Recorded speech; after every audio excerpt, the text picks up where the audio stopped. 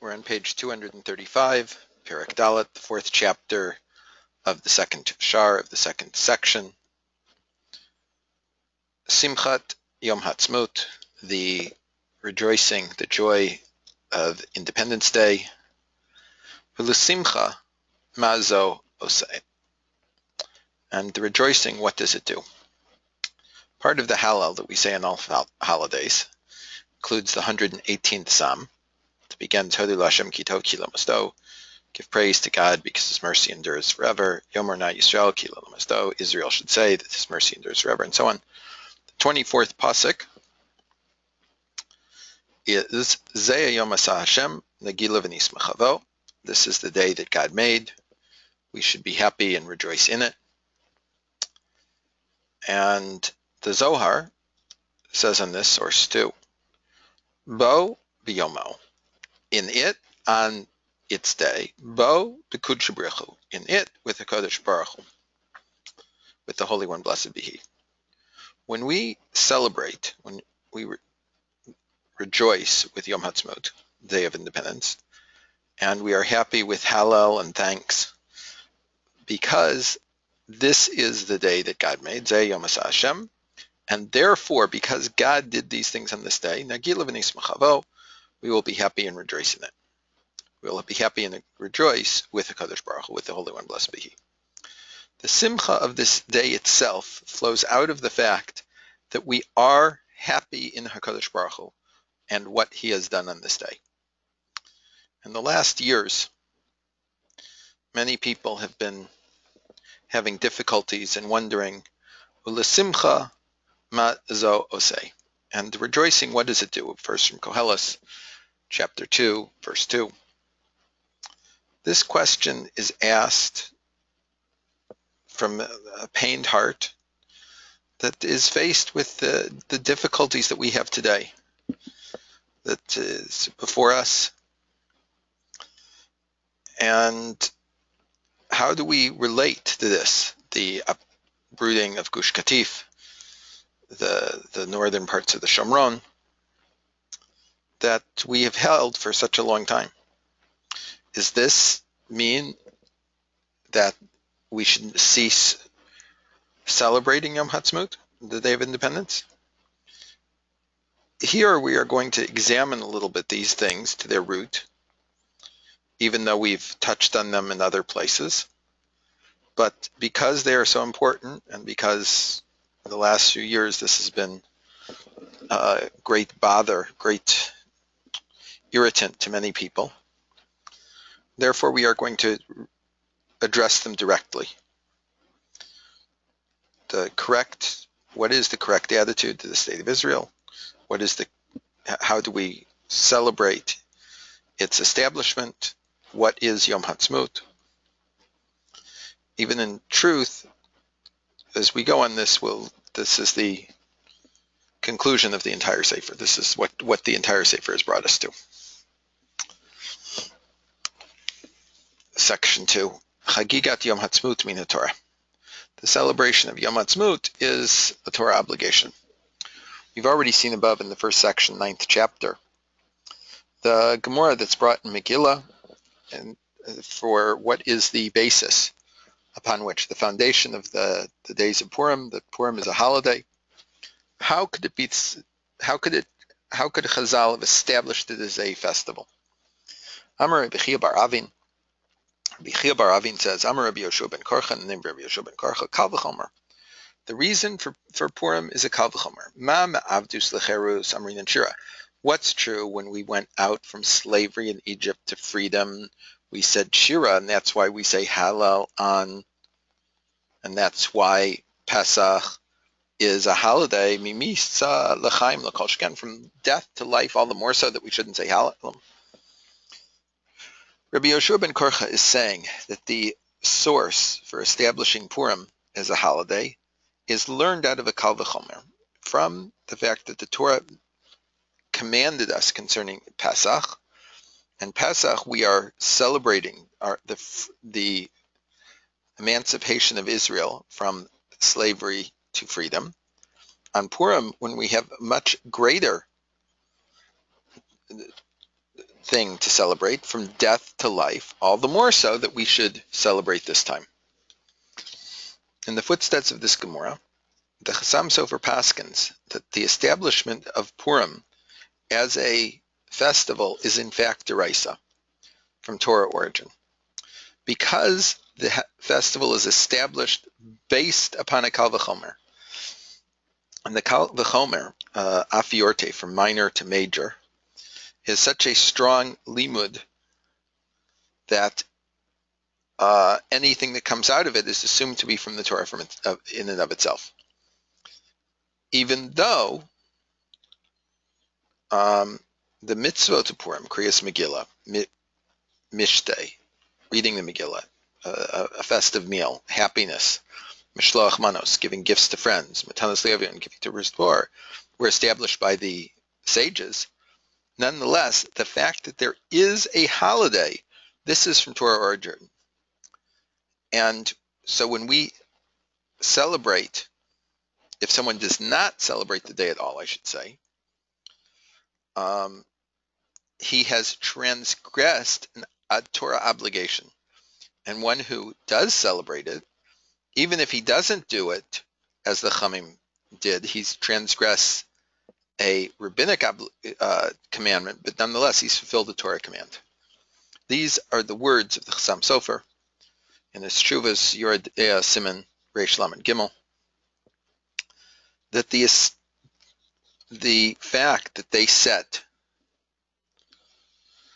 to Kvias Yom Moed B'Yom Asiyas Nes, this is source 2, they fixed a day of festival on the day when a miracle occurred. Who Kal V'chomer D'Oraisa. This is a Kal V'chomer, a limud from something that's easy to something that's difficult from the Torah. And so according to my humble opinion, according to this, Yom Purim V'Yimei Chanukah, the days of Purim and the days of Chanukah, D'Oraisa, they are from the Torah.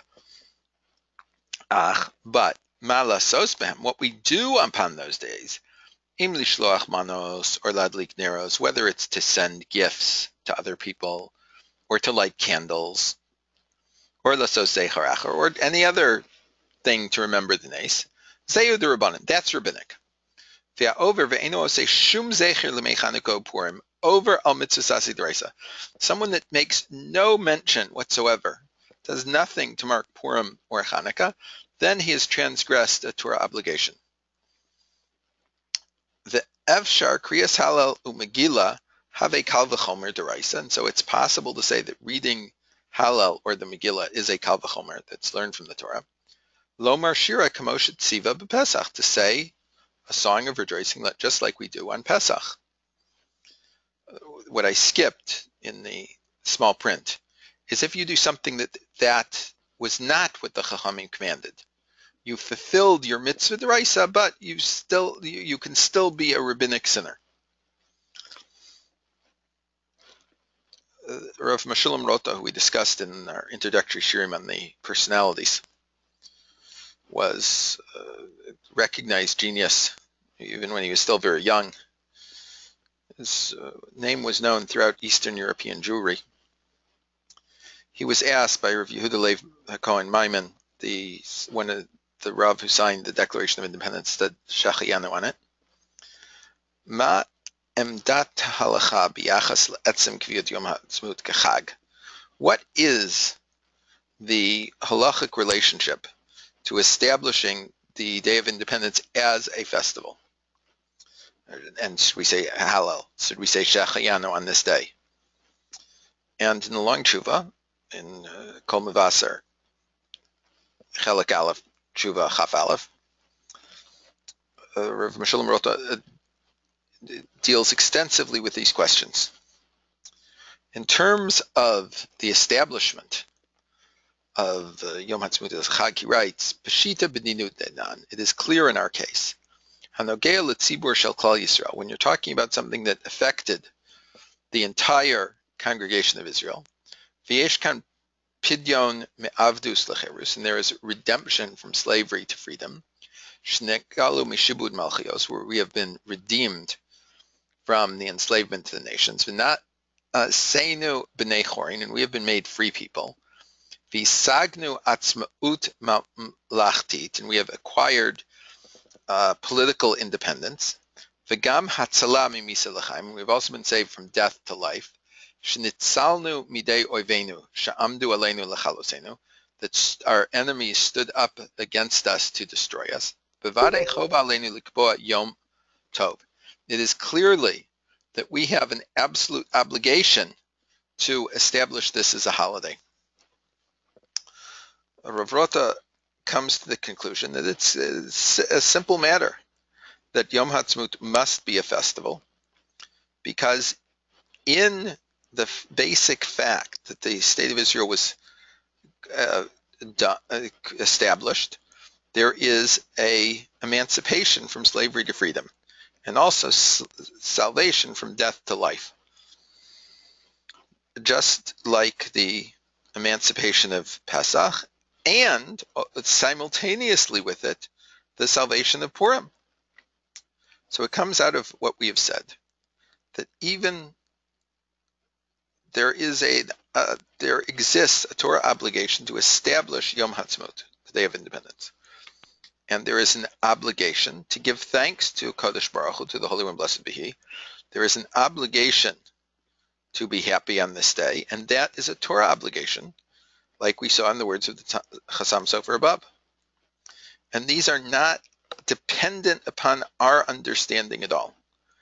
The Torah establishes an obligation that a human being has to be happy and rejoice, to give thanks to HaKadosh Baruch Hu on our salvation and saving.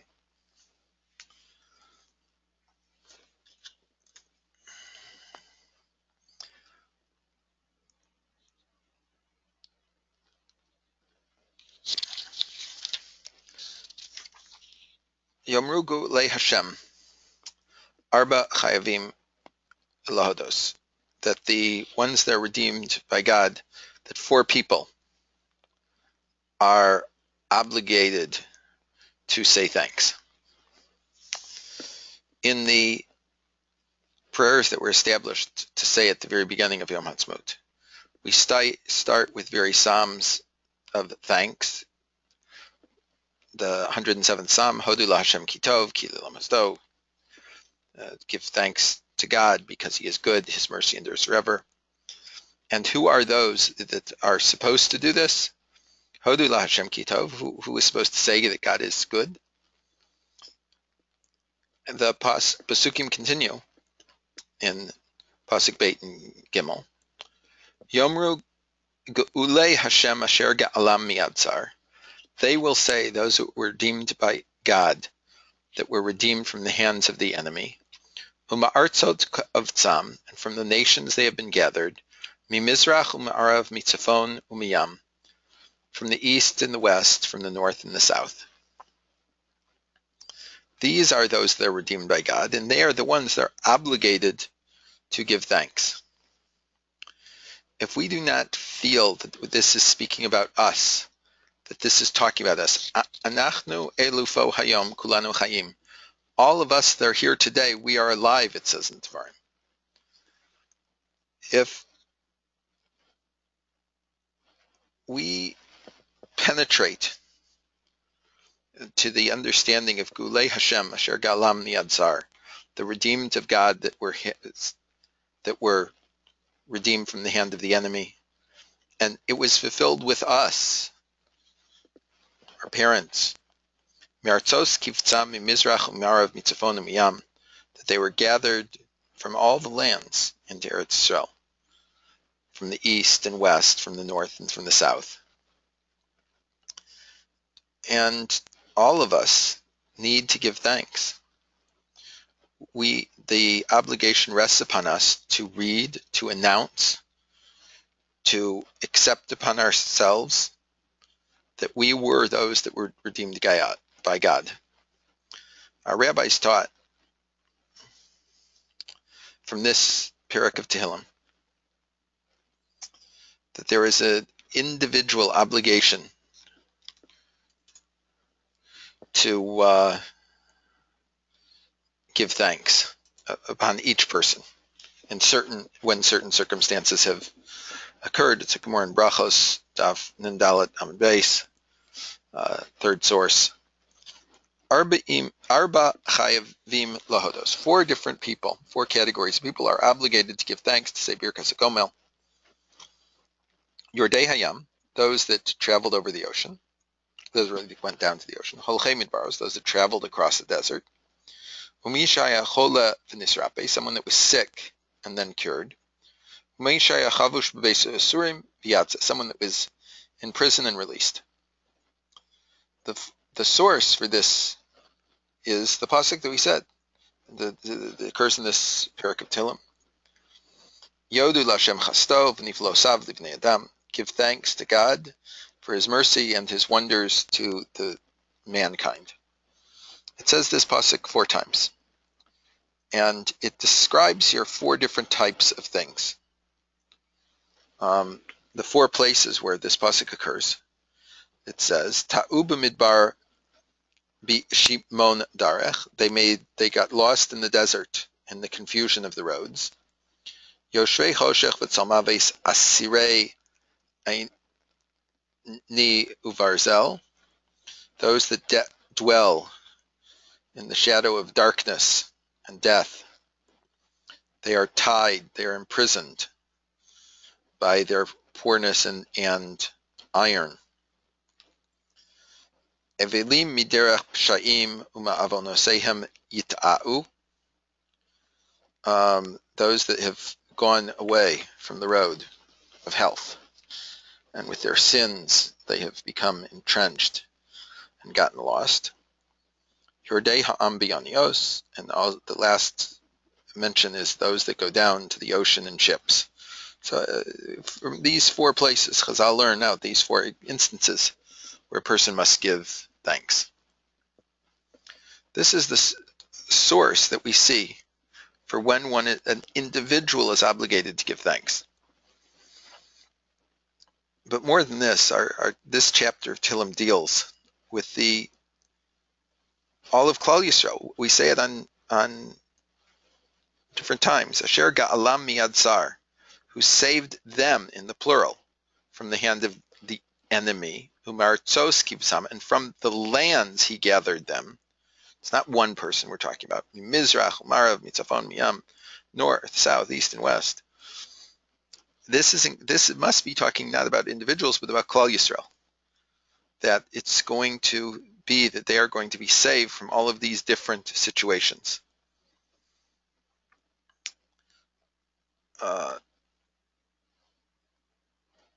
That many people had to travel over oceans, deserts, right? Sicknesses, think of the typhus in the camps, and imprisoned all over the place by the Germans, by the British, others. This is the redemption of Klal Yisrael that was seen, and therefore Klal Yisrael has to say something, has to say a shir of thanks for being released from this, just like an individual would. And when we're talking about these 4 people and what they have to do, when it's talking about Klal Yisrael, one of the connections is the 4 kingdoms, the 4 different exiles that the Jewish people went in different times. That each one of these is being referred to in one way or another in this pasuk. And this is what the Meiri says when he's talking about the pshat of this psalm. The Meiri on Psalms, Zion. Nearly, it appears to me, the Meiri writes, Shesei mizmor nirei b'nevua al ha'geula misei hagalus ha'aroch. It appears to me that this psalm is being said about redemption from this exile, the long exile that we are now in. She'anachnu bo b'tzarot gedolot, that we are in it in great pain and suffering. That we have to remember, the Meiri is writing, that we have to remember that the words that the Meiri wrote were written more than 700 years ago. And he says that it's talking directly to the gullus that he was found in. Some of us are still in. Some of us have started the process of redemption from it. And when God will redeem them, Yinatzlu mikol zeh, they will be saved from all of this. V'yodu l'Hashem, they will give thanks to God. V'yafarsamu niflosav livnei adam, they will make known his wonders to man. V'yashuvu la'artzam ha'chareva, they will return to their desolate land. V'yachonu ba arei moshav, and they will prepare in it cities to dwell. V'yatzlichu ba b'kol minei hatzlachos, they will be successful in all types of endeavors.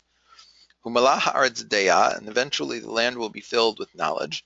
Kasher yashlimu atzmam, when they complete themselves.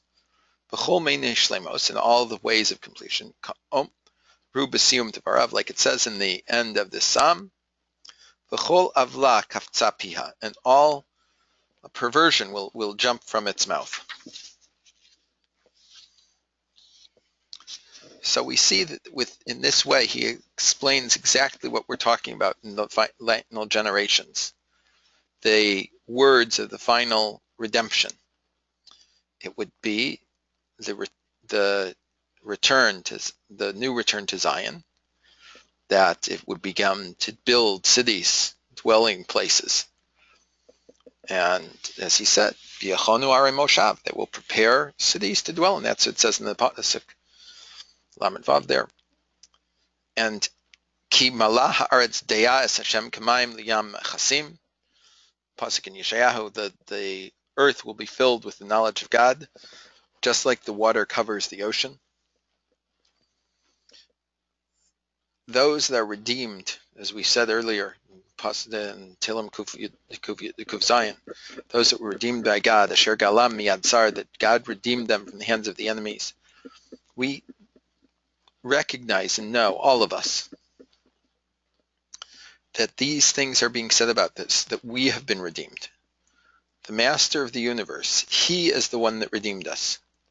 What has happened in all of the generations that has passed before us? Now we see the outstretched arm of God as he begins this process. And everything that happens with the establishment of the state of Israel is the process of beginning to bring her children into the land of Israel. All of this is the action of God. As it says, B'nai Yerushalayim, Hashem, that God builds Yerushalayim, verse 6, source 6. Nidchei Yisrael Yechanes, he gathers the exiles of Israel, and in Yeshayahu, Lamed Hey Pasuk Yud, and again the Pasuk occurs twice, Nun Aleph, Yud Aleph. Upeduye Hashem Yeshuvun, those that are redeemed by God will return. Uvao Tzion Rina, and they will come to Zion in song. And we say every day in the Midah, Baruch Atah Hashem, blessed are you God, Mikabetz Nidchei Amo Yisrael, who gathers the scattered of Israel. All of these things, and these three sources from Psalms, from Yeshayahu, from the daily prayers, these are the actions of God. And no type of denial can make untrue these facts. It might blur them, but the fact remains true, whether or not someone recognizes it, whether or not someone denies it. And it is clear that a person that is Shomer Torah Mitzvos, that they should be looking to see God's hand in the actions of our time. Nes Hatzalah, the miracle of salvation. It is the nature of living your life, the way things go, that we forget what passed before. We stand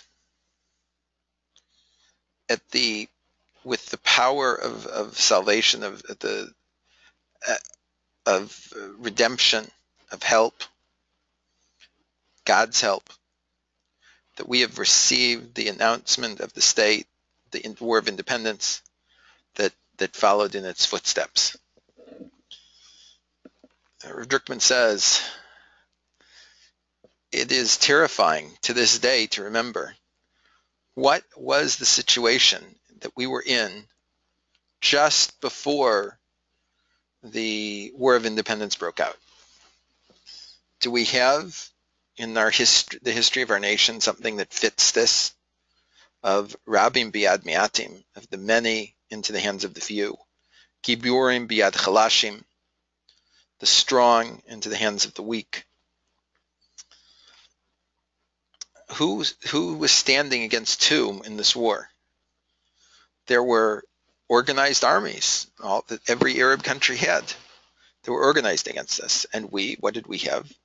The tiny Jewish settlement of less than 600,000 people, just under 600,000 people, that was then in Eretz Yisrael. And included among them were new immigrants. Literally, some of them had arrived today, that the day that they went into battle, that they didn't even understand the language of command that was given to them. Jews gathered from all sorts of countries that spoke different languages, an army without uniforms, without ammunition, that the youth of today cannot understand, cannot imagine such a situation.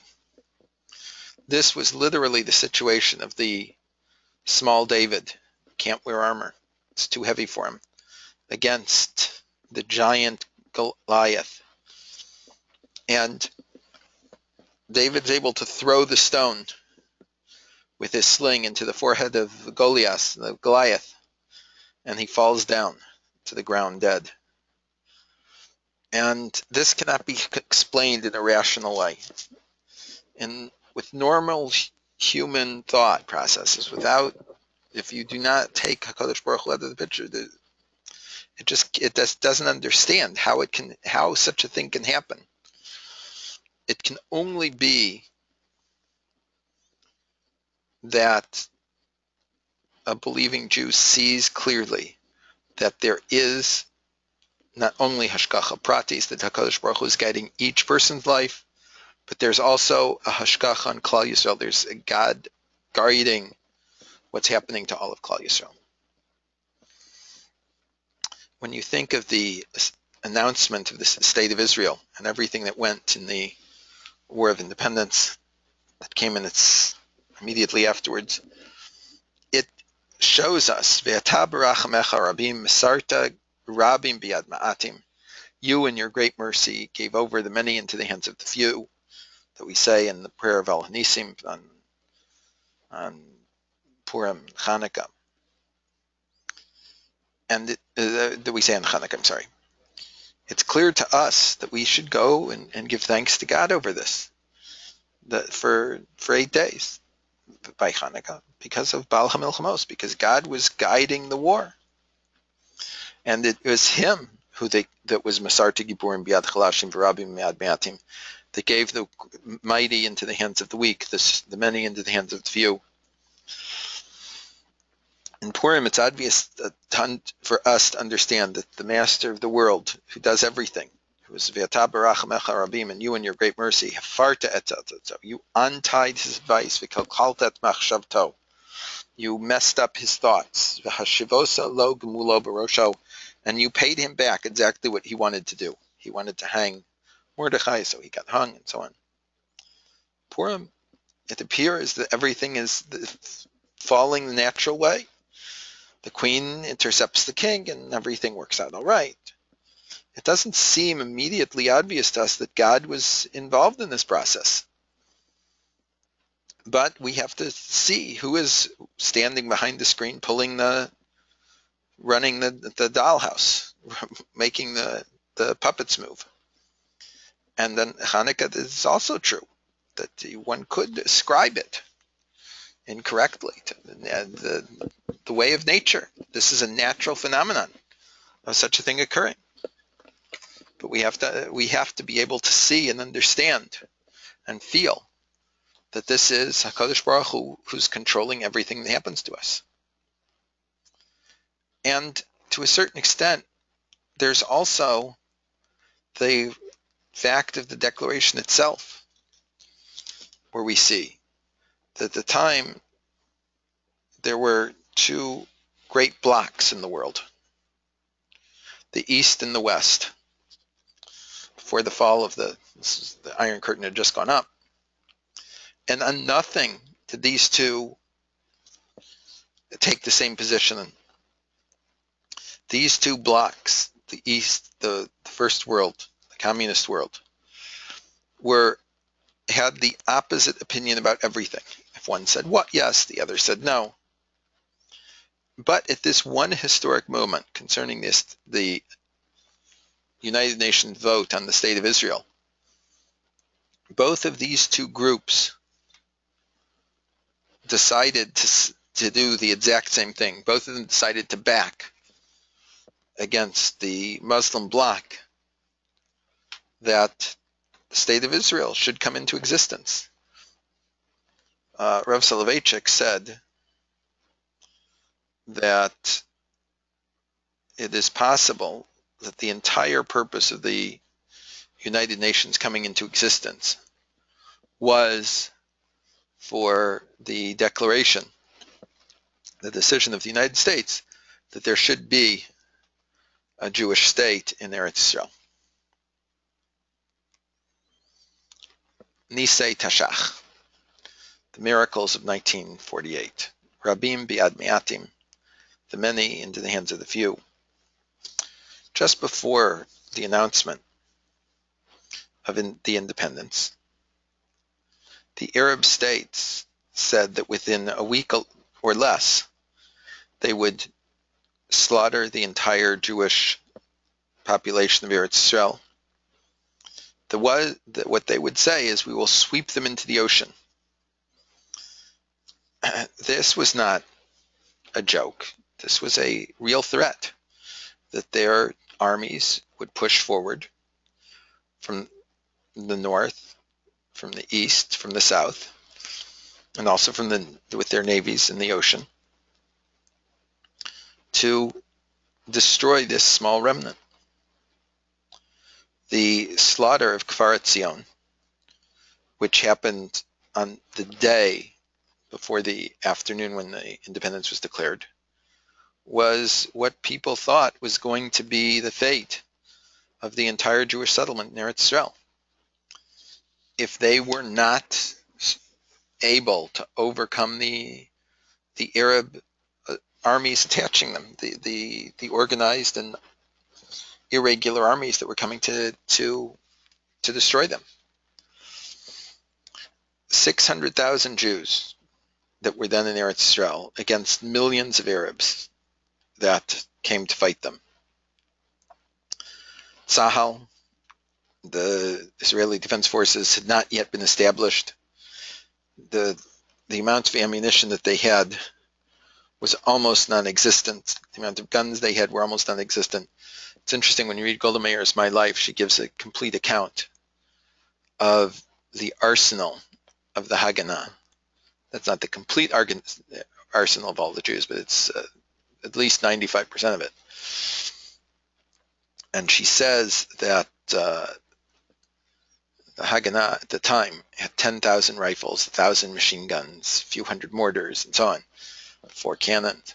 Almost nothing worth mentioning in terms of facing the might of the Jordanian, Iraqi, Syrian, Egyptian armies, with help there were Moroccans that came, there were Libyans that came, there were Saudis that came.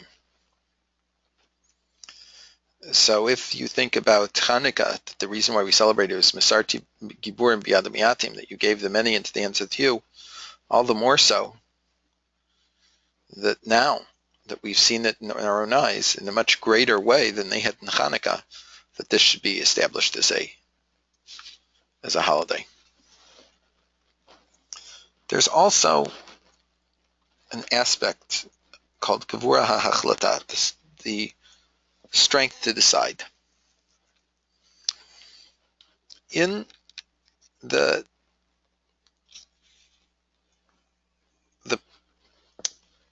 the aspects of bravery, strength, courage that were shown on the battlefield do not begin there. They begin with the decision to make an announcement of independence.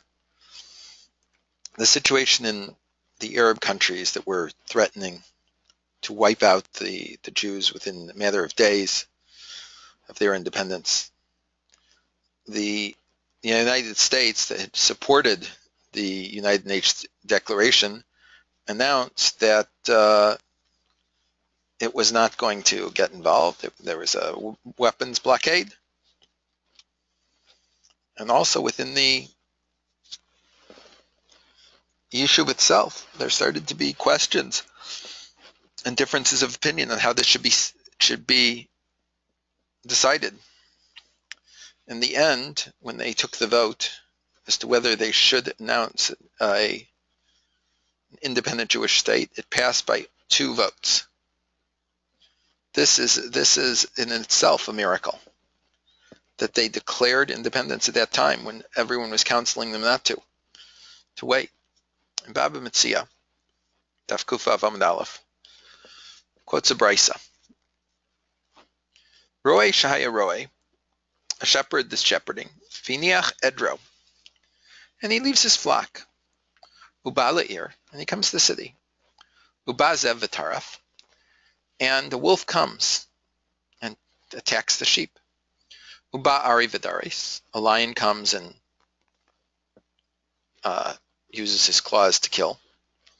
Ein Omrim, we do not say, Ilu Hayasham Hayamatzil, that if he was there, he would have saved them. Ela Omdin Ota, we evaluate, Im Yachol Lahatzil Chayev, if this shepherd was capable of saving the sheep from this predator, he's liable to pay for the damage. And if he couldn't have, then he's exempt. So the Gemara asks on this brisa, Ve'amai, why should this be so? Namely, let him say, I havias hasam, have mikayim bach. If you had been there, you would the pasuk would have been filled with you. Gamas ari, gamas adov hika avdacha. Also the lion and also the bear, your servant has struck. When David HaMelech is requesting permission from Shaul, he's a little child before bar mitzvah, and Goliath is coming out every day blaspheming the God of Israel, saying that he doesn't in fact have power. If he had power, people would be willing to fight him, but everyone's afraid of him because their God has no power. And when David, the little David, is coming to bring his brothers supplies from home, his older brothers are at the front, and he hears this. He says that he will fight this giant of a man. And the king says, how are you going to do this? You're a little small kid. He's a huge giant. What's your idea here? And David HaMelech says, I'm a shepherd. And not only the lion and the bear, your servant has struck and killed. So I can handle this guy as well. So it appears that one should, going back to our situation, that we should say to the shepherd, listen, if you were there, you were supposed to guard the flock, you would have had a miracle occur, just like occurred to David HaMelech. And you would also be able to say, Gamatari Gamatadov Hikavadecha, that your servant has struck both the lion and the bear. The Tosfos explain on the spot that the fact that what is the miracle that we're talking about? Ruach Gavura Vidas Lahilachem, the spirit of courage and the knowledge to fight.